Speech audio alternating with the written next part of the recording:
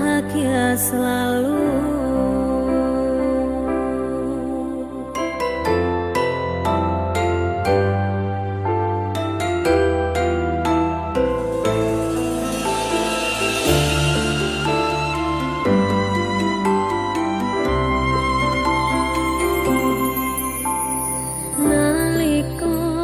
Pisanan ketemu sliramu, tratapan ning jero dodoku, esemu manis kang kaya madu, citramu endah kaya widodari, gawe ayeme ati.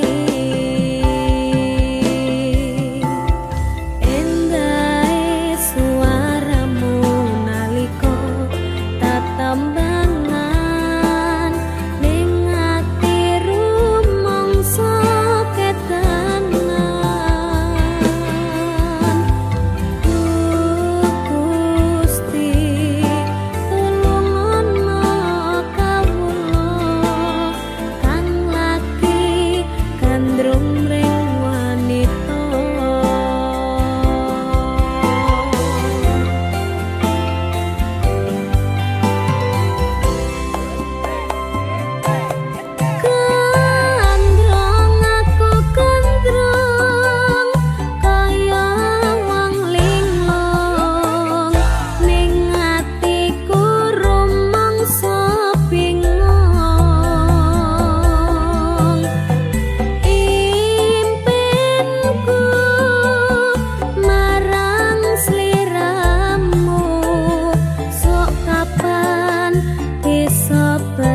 Satu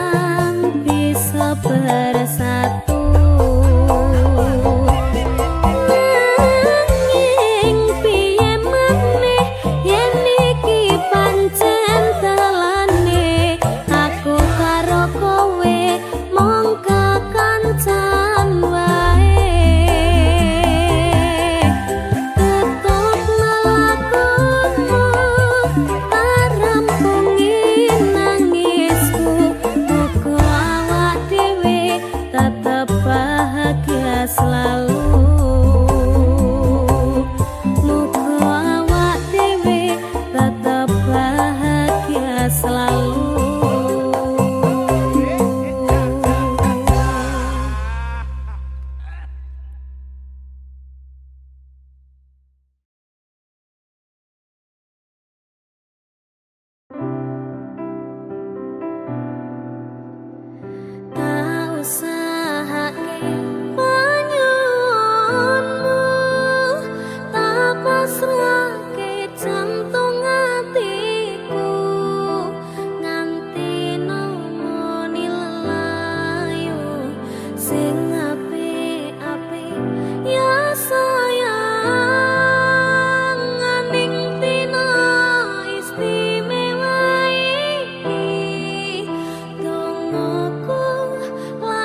tresna abadi.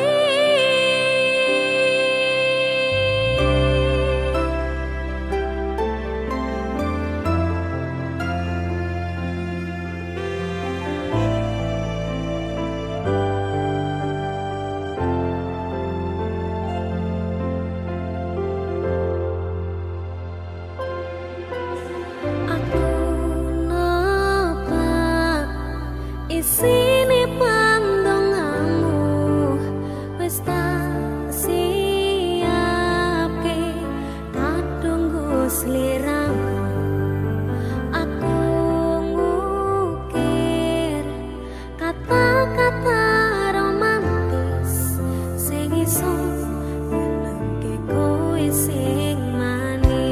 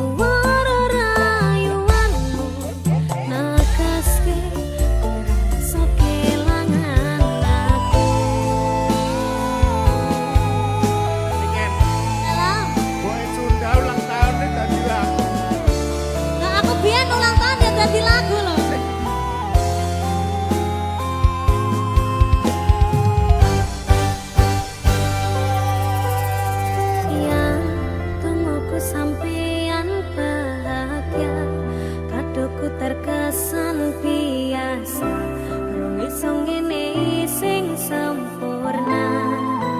Selamat tambah usia, semoga umur panjang, ku harap bisa terkenang sayang.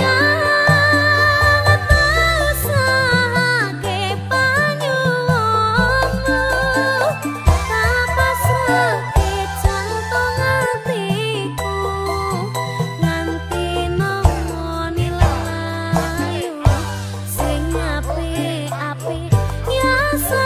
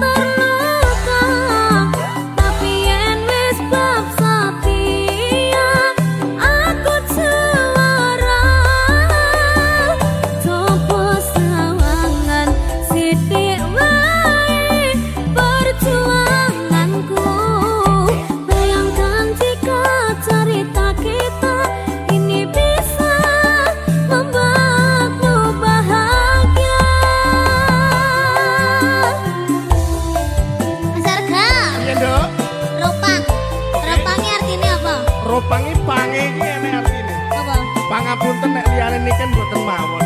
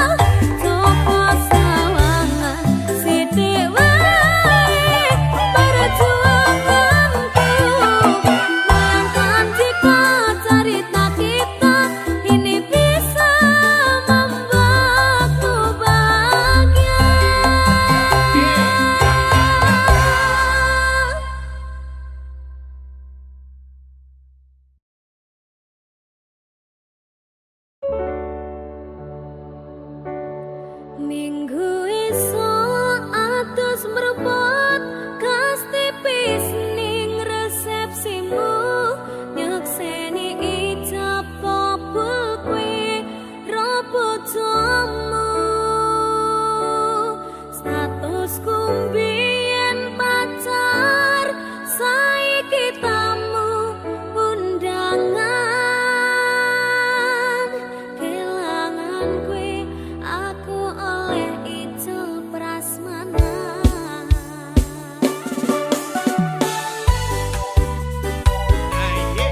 Ya. Ya ini wis ready sambilo Kak. Baik.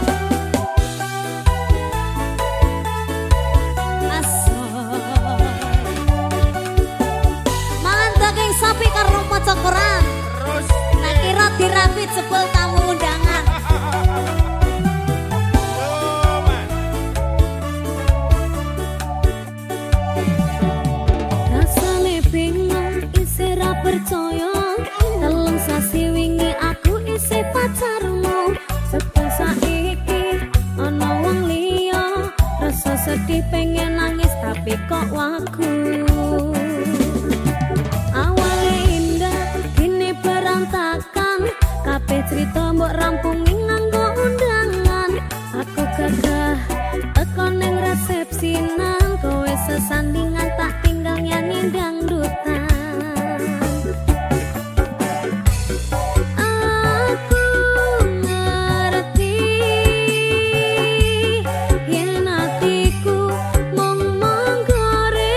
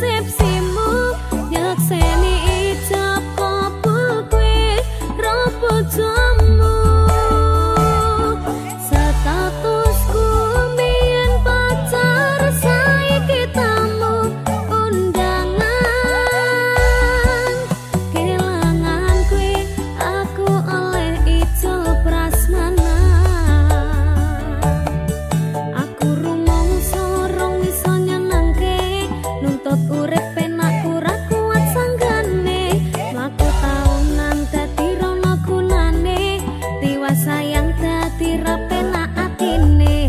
Ngerti-ngerti aku nampani undangan, ono jenengmu aku bingung ra karuan. Biyen pacar saiki aku dadi mantan, dadi saksimu pas munggah ning pelaminan. Aku ngerti yen atiku mung rekreasi. Aku sadar ku relakan walaupun sedikit ambiar. Minggu esok atus meruput kas tipis ning resepsimu, nyakseni ijab kabul kwe robot jamu. Statusku biyen pacar saiki tamu undangan. Kelangan kwe aku oleh ijol prasmanan. Aku rumong sorong iso nyenengke, nuntut urip penak kurang kuat sanggane. Aku taunan dadi rono gunane, tiwas sayang dadi rapena atine. Ngerti-ngerti aku nampani undangan, ono jenengmu aku bingung ra karuan. Biyen pacar saiki aku dadi mantan, dadi saksimu pas munggah ning pelaminan. Ya, Aku ngerti yen atiku mung monggo rekreasi. Aku sadar ku relakan walaupun sedikit ambiar. Alasanku milih dhewe mergo kowe nyepeleke karo pedhot bertahan saya abot. Kowe ra tau peduli sedangkan dhewe mati. Sampai jumpa, goodbye sayang aku rapi. Minggu esok atus meruput kas tipis ning resepsimu, nyakseni ijab kabul kwe robot jamu. Statusku biyen pacar saiki tamu undangan. Kelangan kwe aku oleh ijol prasmanan. Kelangan kwe aku oleh ijol prasmanan.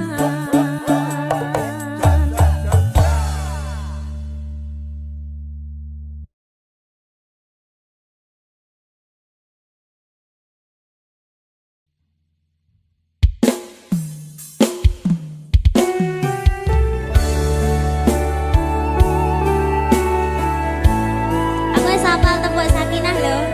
Ya, ana tembung pramuka apa lho, Kan? Ora.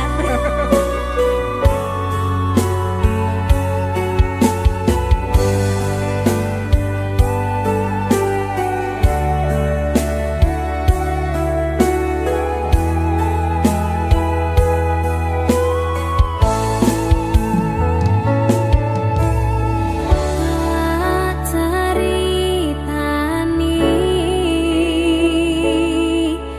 cerita sing paling larani. Nalika bapak lunga ninggalke keluarga, nelongso nanging kudu tak terima. Sing gawe tambah lara, wong tuwa ono kaya ra ono.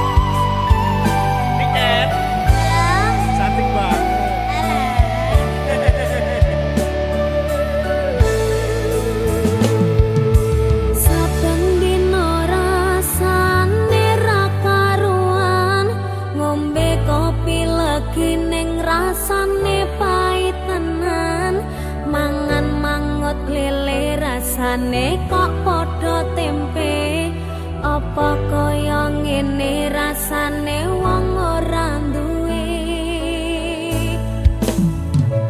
cintaku mbok ya sampun le nesu kabeh iso rasah kudu nganggo matu duwe manen paras bagus mundak beda karo atimu rungokno tembangan manisku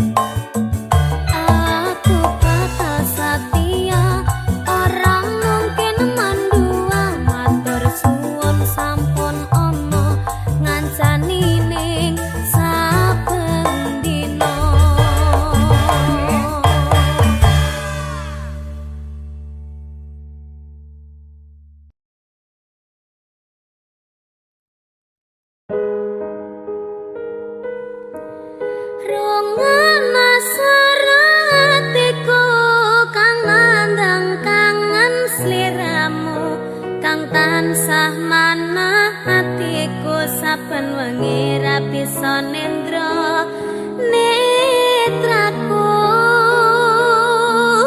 lewat liris angin tak titipke rasa kasmaran sedina kaya sawindu ngantu-antu ngenteni tak kamu.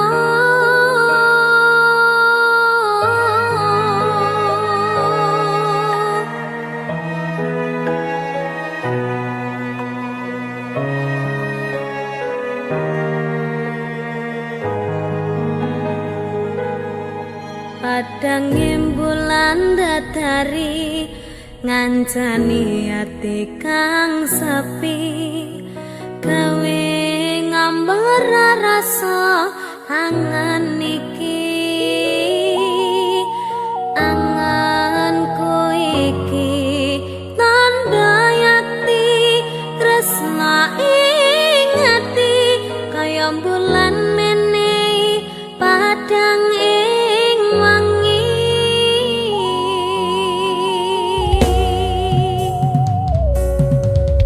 tak simpen ning jero ati semu tansah ngangeni apa ning kono krasa kangen iki nadyan akeh kudu rangalangi dalane tresna mong sliramu mamani ekaku ra ana wong liya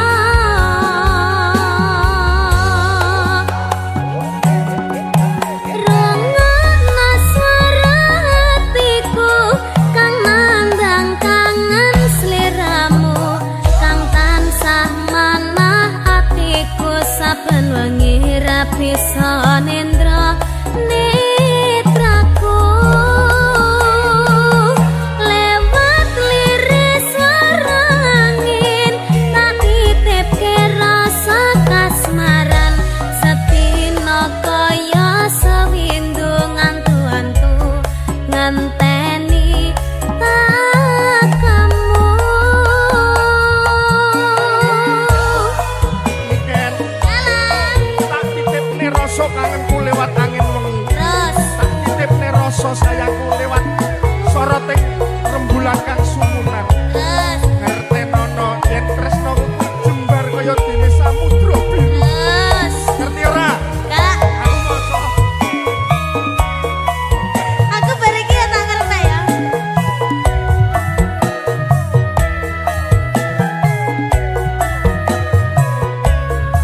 batinku kaya yo-yo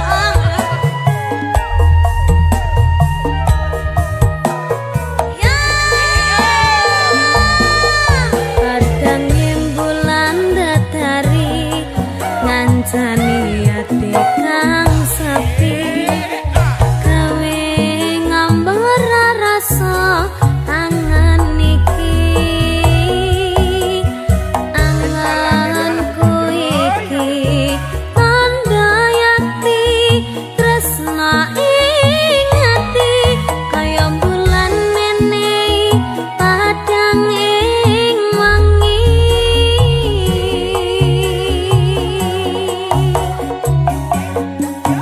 tak simpen ning jero ati semu tansah ngangeni cantik gas apa ning kono krasa kangen iki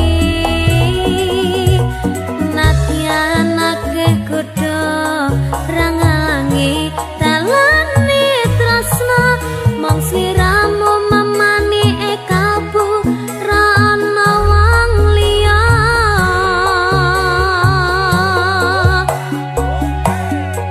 rungokna swara hatiku kang nandang kangen sliramu kang tansah manah atiku saben wengi ra bisa nendra netraku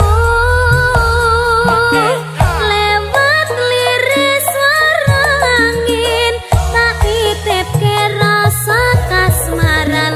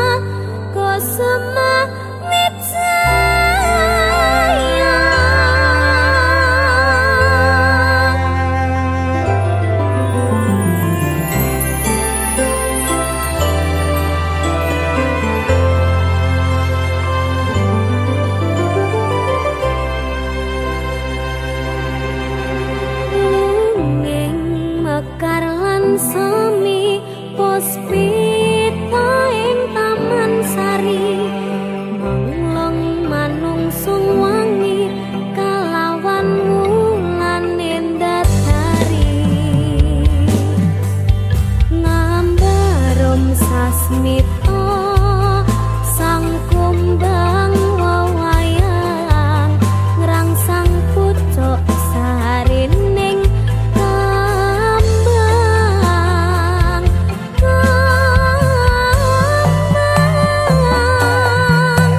kusumaning ratri mangsa wiji kinanti mematri sajroning ati kang suci lintang-lintang panjerana antariksa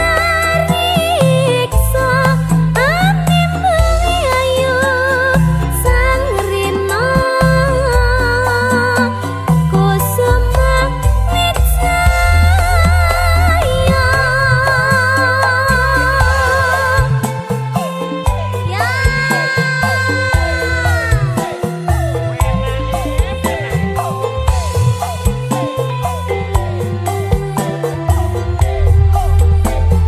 kembar musik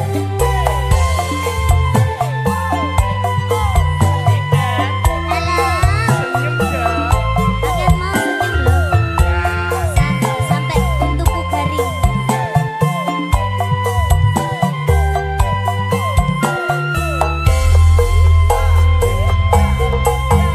Lunging mekar lan semi puspita ing taman sari wong manungsung wangi kalawan wulan nendatari nambarum sasmita sang kumbang wewayang ngrangsang pucuk sarining kembang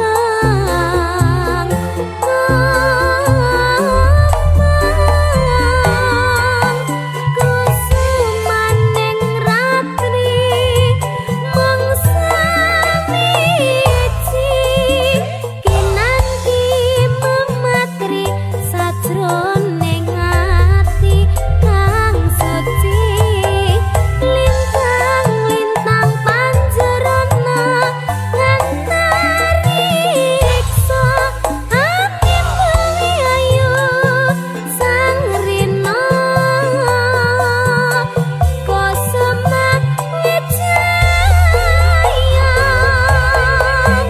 kusumaning ratri mangsa wiji kinanti mematri sajroning ati kang suci lintang-lintang panjerana antariksa animbengi ayu sang rina kusuma wijaya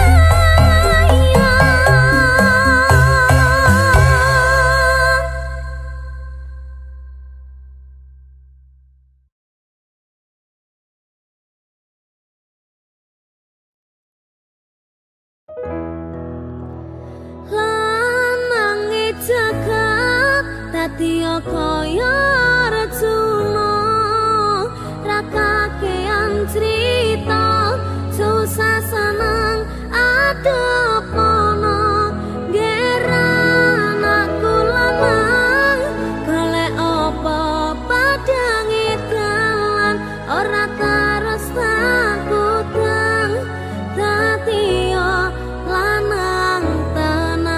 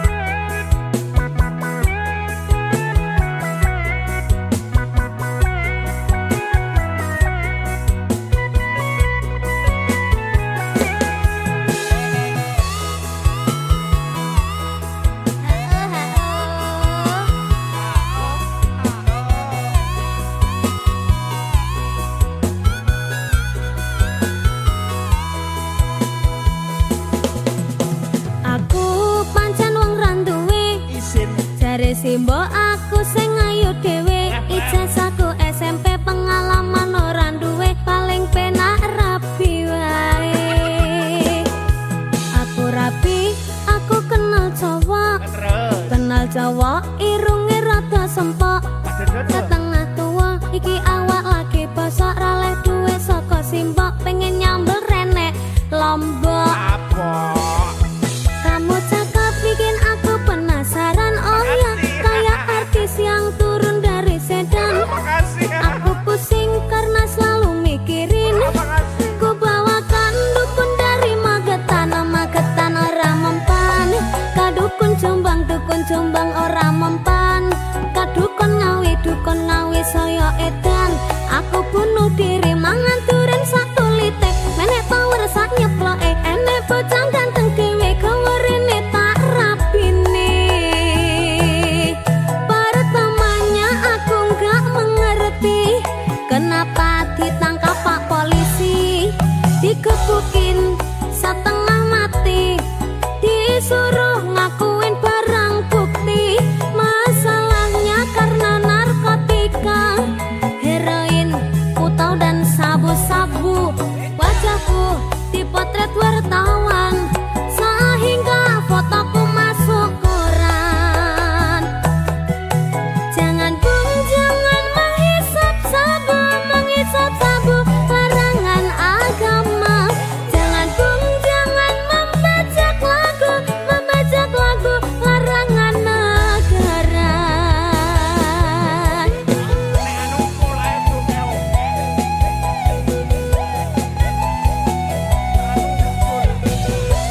Kali rangga sabu Kak.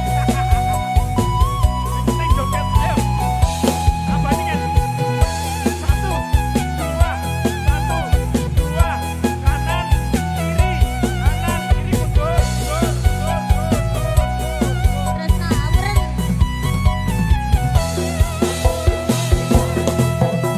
Aku pancen wong randuwe, jare Simbo aku sing ayu dhewe, ijazahku SMP pengalaman ora duwe, paling penak rapi wae. Aku rapi, aku kenal cowok, irunge rada sempok, setengah tua, iki awak lagi bosok, raleh duwe saka Simbok, pengen nyambel renek Lombok. Kamu cakep bikin aku penasaran, oh ya, kayak artis yang turun dari sedan.